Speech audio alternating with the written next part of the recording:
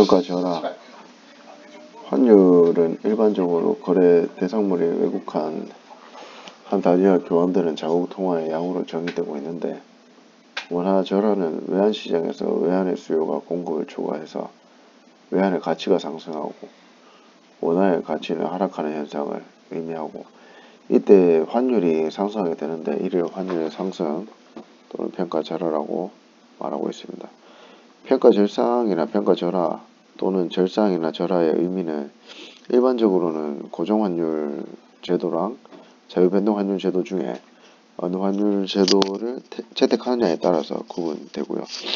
즉 평가 절상은 고정환율 제도 하에서 정부가 정책적 목적 등으로 자국 통화의 대외가치인 환율을 인위적으로 일시에 조정하였을 경우 사용되고, 절상은 일반적으로 자유변동 환율 제도 하에서 환율이 외환시장의 수급 기능에 의해 상승하였을 경우에 사용이 됩니다. 연관검색어는 고정환율 제도, 자유변동 환율 제도가 있습니다. 그리고 평가 절상, 외환시장, 이런 걸 한번 검색을 해보시면 좋을 것 같습니다.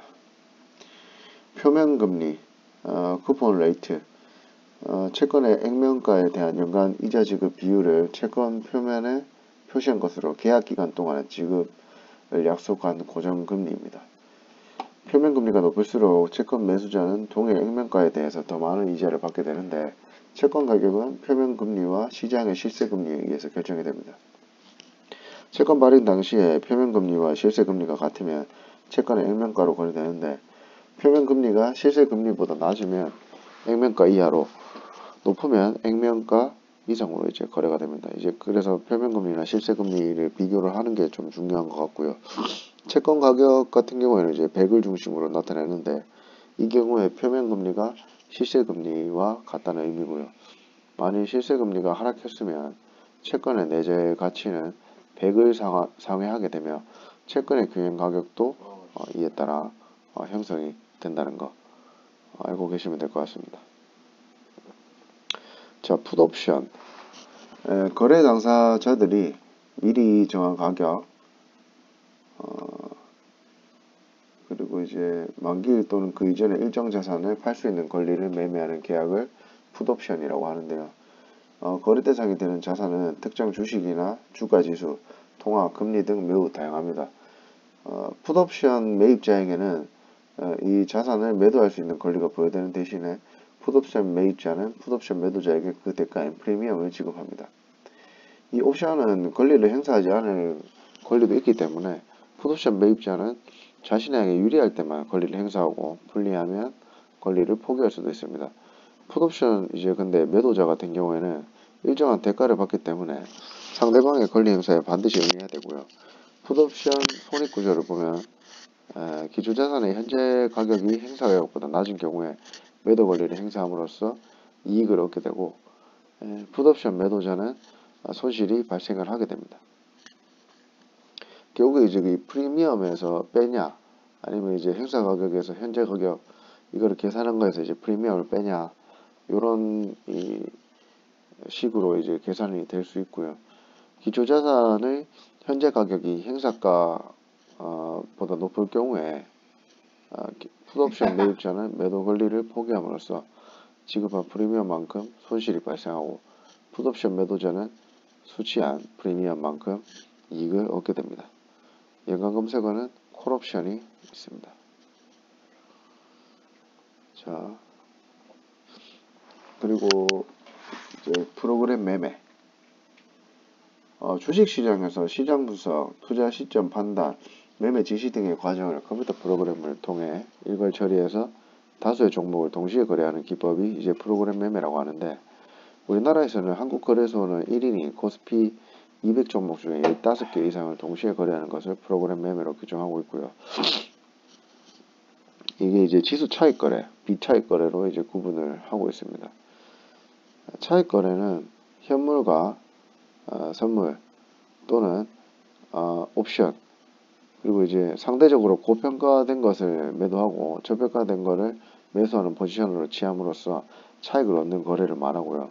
이 경우 현물과 선물의 가격이 동일해지는 선물 만기 시점에 차익을 실현하거나 그 전에 양자간 상대 가격의 변동을 감안해서 당초의 포지션을 뒤집는 반대 매매를 통해 차익을 실현하게 됩니다. 우리나라 같은 경우에는 이제 현물이 주로 이제 코스피 200 구성 종목이고 선물은 코스피 200 지수 선물이에 해당하는데 비차익 거래는 선물과 무관하게 일정 수 이상의 종목을 일괄 매매하는 방식으로 주로 이제 외국인이나 기관 투자자들이 종목 바스켓을 구성을 해서 매매할 때 이용이 됩니다. 과거에 이제 프로그램 매매는 지수 차익 거래 위주로 이제 이루어졌지만 최근에는 비차익 거래가 대부분 차지를 하고 있습니다. 이 공모펀드 그리고 뭐 연기금 이제 우정사업본부에 대한 이제 증권거래소 면제 혜택이 폐지돼 가지고 차익 거래가 급격히 위축된 반면 주가 지수를 추종하는 ETF 증가가 이제 하기 때문에 다수 종목의 주식 집단을 일괄 매매하는 경우가 이제 많아졌기 때문이라고 합니다. 자, 오늘 63차 마지막 프로젝트 파이낸싱, 이거는 많이 들어보셨을 건데 PF라고 해서 프로젝트 파이낸싱의 약자입니다. 석유 개발이라든지 탄광 채굴, 조선사업, 발전소, 고속도로 건설 등 대규모 사업을 이제 추진하는 경우에 이제 그 프로젝트에 필요한 대규모의 소요 자금과 각종 금융 수요를 충족하기 위해서 동원되는 다수의 금융 수단이나 투자 금융 기법을 통칭하는 말을 프로젝트 파이낸싱이라고 합니다. 실제로 이 다양한 형태로 설계 운영될 수 있는데 주요한 특징적 요소를 살펴보면 대체로 다음과 같습니다. 먼저 통상적인 금융기관의 신용공여가 차입자의 신용도나 보유자산을 담보로 해서 이루어지는데 비해서 이제 PF는 프로젝트 자체의 사업성, 즉 그 경제성이나 향후 가능성을 바탕으로 한다는 점에 특징이 있고 이 프로젝트의 대규모의 장기 자금이 소요되는 데다 사업의 수익성이 높지만 위험 부담도 그만큼 크기 때문에 다수의 금융기관이 참여하는 협조융자 형태를 취하고 관련 금융기관이 출자를 통해 모기업과는 별도의 특수목적법인 SPC라고 하죠. 즉 프로젝트 회사를 설립해서 동회사에 자금을 지원하는 형태를 취해서 모기업과 프로젝트 회사 간의 리스크를 분산시키는 게 보통입니다. 이 주도적인 금융기관 같은 경우는 단순한 이 자금 공급의 이제 기능을 넘어서 개발 계획의 입안, 사업성 검토, 입찰 준비, 신용 보강 등의 광범위하게 참여하고 다양한 유형의 직간접 금융기법을 결합시키는 투자금융 서비스도 제공을 하게 됩니다.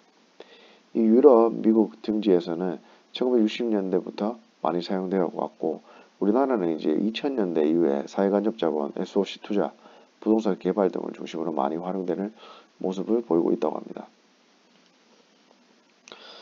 자, 오늘은 63차를 마무리했고 다음 64차는 피셔 효과부터 말씀을 드리겠습니다. 오늘은 프로젝트 파이낸싱, 프로그램 매매, 풋옵션, 표면금리, 평가 절하, 평가 절상, 페더럴 펀드, 그리고 펀드, 그리고 파생금융상품, 파레토 최적 이렇게 총 10개를 진행을 했습니다. 감사합니다.